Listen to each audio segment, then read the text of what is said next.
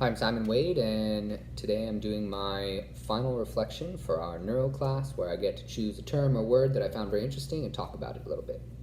So today I'm going to talk about long-term potentiation, also abbreviated LTP.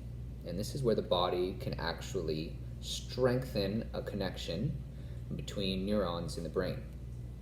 This is involved with learning, memory, and movement patterns. And so to elaborate on this a little more, when I try to recall information or think of something or do something, my brain has to communicate through these neurons. And when those neurons connect to talk with each other, we have what's called a synapse.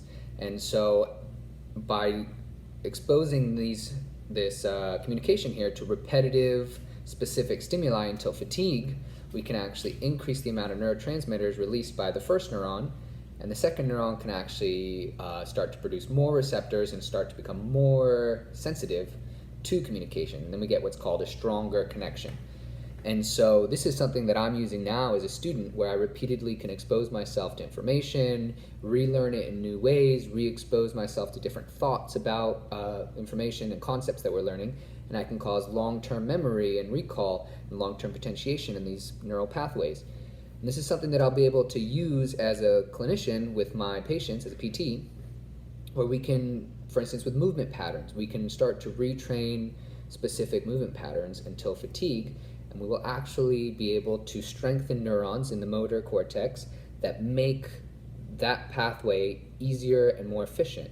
We can use this with gait, with upper extremity dexterity, with functional movements that are becoming difficult for patients, whether that's because they've been immobilized and they've had the opposite of LTP, which is called long-term depression. Now they have not a strong communication, so it's difficult for them to efficiently use those patterns.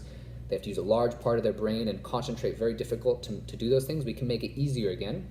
Or people that have had injuries to the nervous system and they've lost certain movements, we can try to retrain those movements to make the brain more efficient, strengthen those connections that are still available.